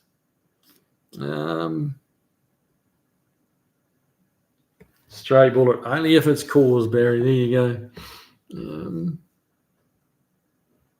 Boulevard wheat, please. Oh, I haven't had that one. Christopher C. Ever swap weight spring on a governor for Chevy turbo hydro transmission to change shift points because of gear swap? I have not. I don't really automatics. I really have very little to do. I've done a lot of manual transmissions. Haven't really got my head wrapped around automatic transmission. I tend to like Marge's transmission. That just we took it out. Quite happy to do that. Shipped it up to the transmission guy, or not, carried it up there in the back of Old Blue and said, here, fix this and I'll carry on and do something I know how to do, So, yeah, he's a good dude. He would know exactly what you were asking, but honestly, I don't. Sorry about that. Paul Funk, the edibles are legally sold here in Colorado and are measured in grams. Don't ask me how I know that.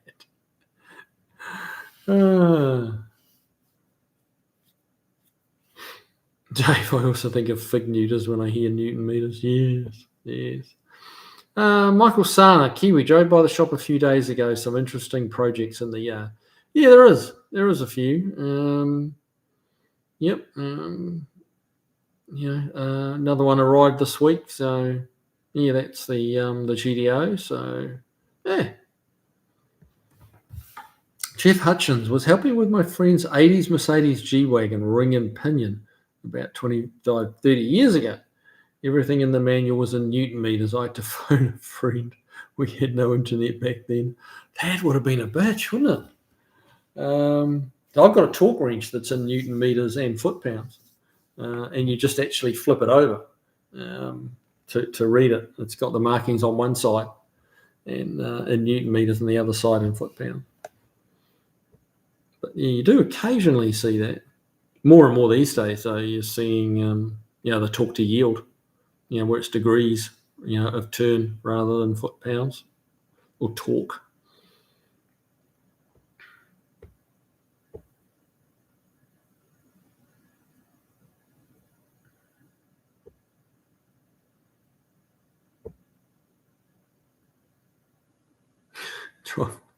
Barracuda PBR is the cheap crack college students buy. Yeah.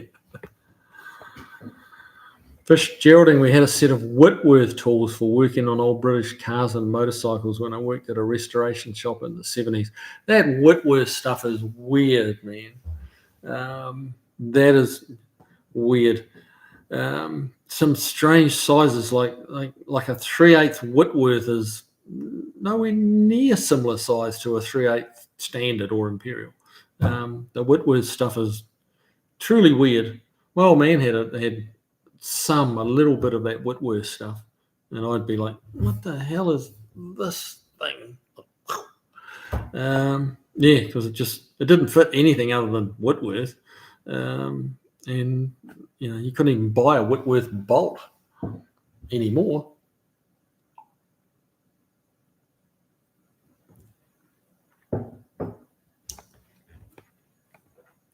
Barracuda or Juice Newton. God, I remember Juice Newton.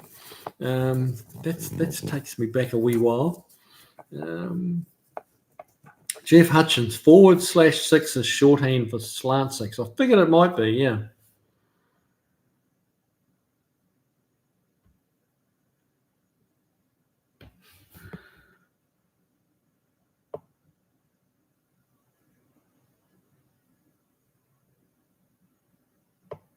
Paul Funk, there's a Cybertruck here close to me that's painted gloss black. I can't believe how wavy the body panels are, really. Yeah, you kind of, I've seen a few wrapped, and you can, depending on the color, you can kind of see it a bit there. Yeah, I think they're probably, I think they're going to prove to be one of the worst Teslas that Tesla's ever made. But we shall see. There's a lot of issues with them falling apart and stuff like that. There's a lot of people complaining about them. And I think the people that paid the big money for them are going to regret it.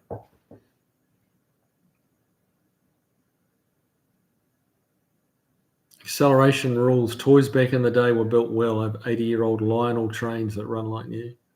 Yeah. Things were more expensive, effectively, given the whole inflation and stuff there. They were more expensive, but they lasted. They made them well. There was a pride in making stuff well. And now there's a pride in making it as cheap as it can possibly be produced to improve the bottom line. The whole mindset's changed, which is a shame, in my opinion.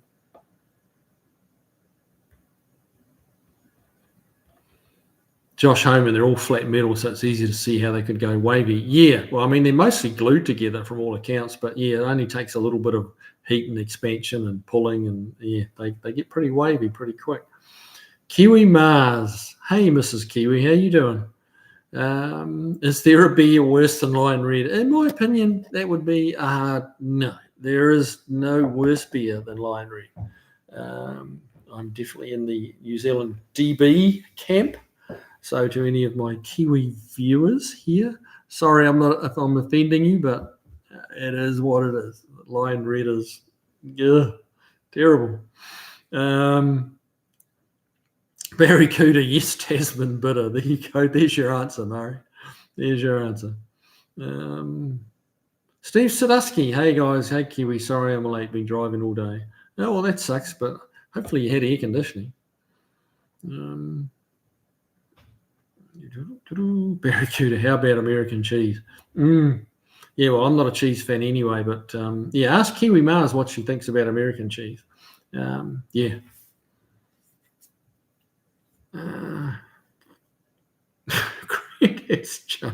Must have got hit by a solar flare on its way to a space station. Good Lord.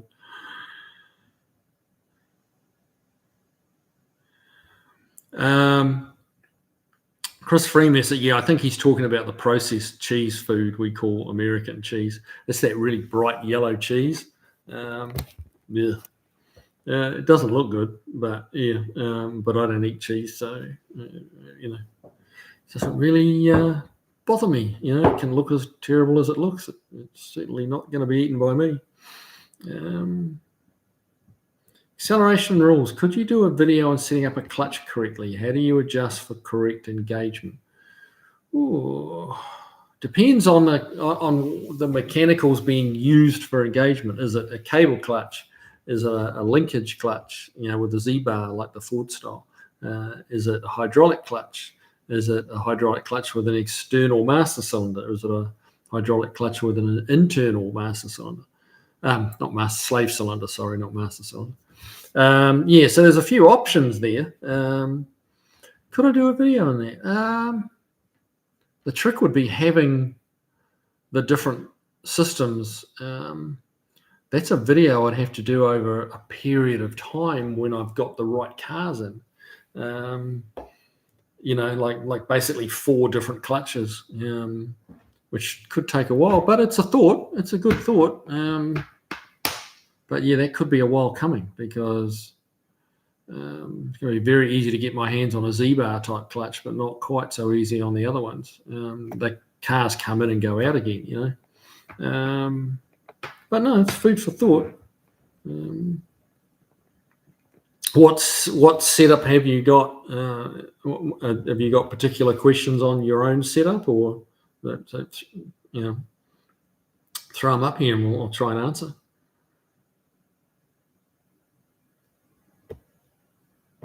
Granddad's Junk and Ranfurly. Is there a Ranfurly beer? Is that what you're talking about? I haven't heard of that one.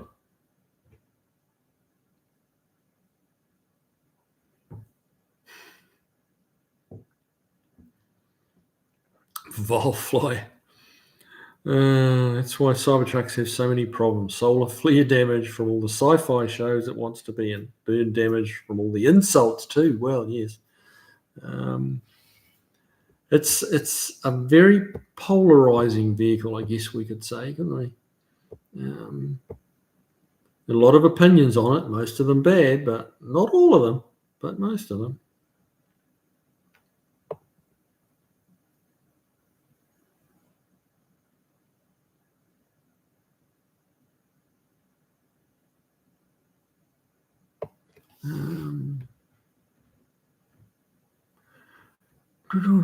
Beagle Bob, I met an absolute bastard who had no regard for anyone else's behaviour, was enabled by his parents who made their money from selling grain to PBR. I haven't bought a single can and never will. Fair enough. Jeff Hutchins, Corona is a good beer. Oh, wait, that's not American either. Oops.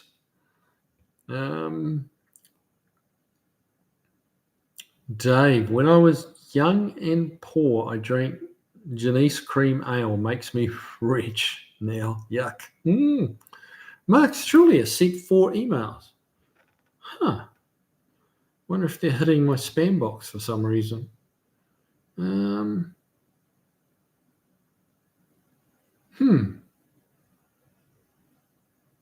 What's your email, Mark? And I might, if you give me your email, I'll send you a quick, just a hey email, and that'll hopefully bring it to my attention or something like that.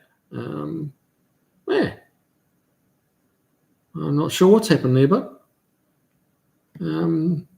just conventional email or like Messenger or something like that. Chris Freemason didn't live about 5 miles from the Janice Brewery. Oh, there you go. Tarbo, my old man was very fluent in Whitworth, being a machinist and maintenance fitter in England. Yeah, he probably would have told you that was the best system. I think it's what you become accustomed to,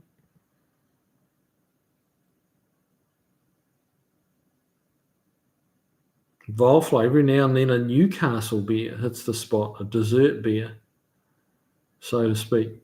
Interesting. Mark Strulia, my Amphicar is Whitworth. I guess that makes sense, yeah. Grandad's Junk, the Piscina beer made in Bolivia is a nice beer. Beagle Bob, Sam Adams is American beer. That's not quite a nice beer, yeah. Yep, that's fair. I'll give you that.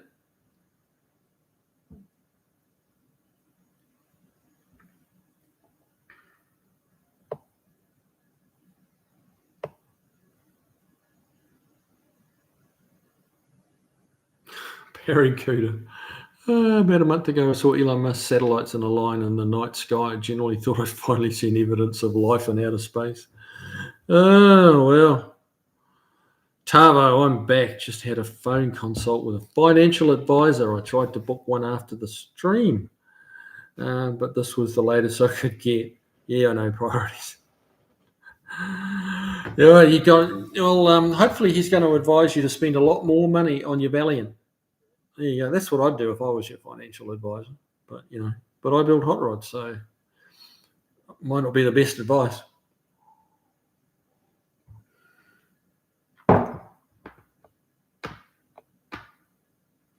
Fish Geraldine, I used to imbibe in a Janice cream ale occasionally back in the day. Never even heard of it, mate. Chris Freemason, note to self, send Kiwi a case of Lion Red. Oh, mate.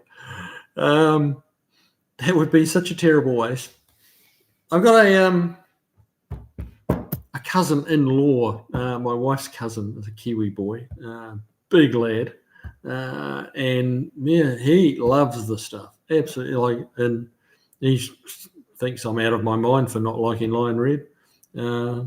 He's a resident here in the States too, and he gets Lion Red brought over for him if he gets visitors or whatever. He just loves the stuff, and I'm like he's a good dude. I really like him. Because I say he's a cousin, kind of in-law, but he's a great dude, and it's just shit tasting beer though. But we give each other we trash talk each other about that, so that's all good. Tavo, not even 4X. I remember 4X. I used to have, when I lived in Aussie for a little while, for about 12 months, way back. God knows, can't remember when. 80s probably. And used to quite like Tui's.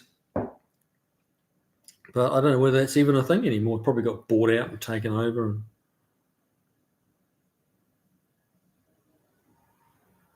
Jeff Hutchins, never had warm European beer, but in America, Hams is the worst that I've had. And it was cold. I wouldn't drink it warm if the teeth were on fire. Okay. Don't hold back now. Tell us how you really feel. Now, England and Europe doesn't really have warm beer. It's not like a cup of coffee warm, but it's not refrigerated. They typically keep the beer in kegs in the cellars, which are cool, but they don't refrigerate the beer. So it's not really warm, but compared to like really ice cold.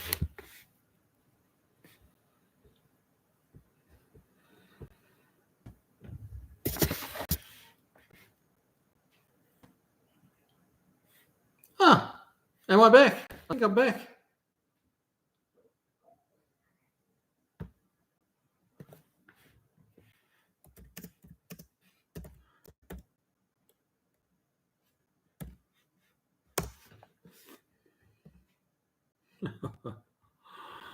Right, so I'm back. That's cool. Sorry, obviously missed a few of your questions, comments, but yeah, it's probably is time to wrap it up anyway, guys. It's been a good night. Had a lot of laughs. You guys are full of just surprises. I got to tell you, like some of the stuff we talk about is pretty crazy. But yeah, it's always fun. So yeah, I've had a blast. Thanks for all your input. Keep it all coming. Yeah, I will get some more videos out to you. I'm trying to get another couple out this week, probably with a bit of luck, sort of tomorrow and Saturday.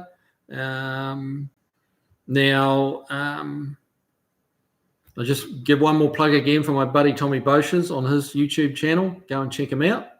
And one of my upcoming videos, we're probably tomorrow afternoon, I think, we're going down there. Me and Steve are going down there to check out his shop. We'll do a video all about what he's up to, how he's doing, the cars he's working on, and see if we can't get him a few subscribers, because he's a good dude. All right. Well, again, thanks for joining. What do we got? Jeff Hutchins. I watch Tony's lives mostly for Kiwi, just so you know. Well, thanks, man. I appreciate that. Yeah, I think we had a good. It's a shame we had a good thing going with the lives, me and Tony, because I thought between the two of us there was a balance, but shit happens. But anyway. All right, guys, I'm going to go hit the sack, get up early while it's a bit cooler in the morning, and try and get some work done. Trying desperately to get Marge back on her wheels so she can be wheeled outside and get a start on the much talked about and very little worked on Sunbeam Alpine. So, yeah. All right, you guys have a good night, and take it easy. Work on some cars. Go and have some fun. Drive your cars. Clean your cars. Do something with your cars. All right. I will see you next week. Same place, same time. Take it easy, guys.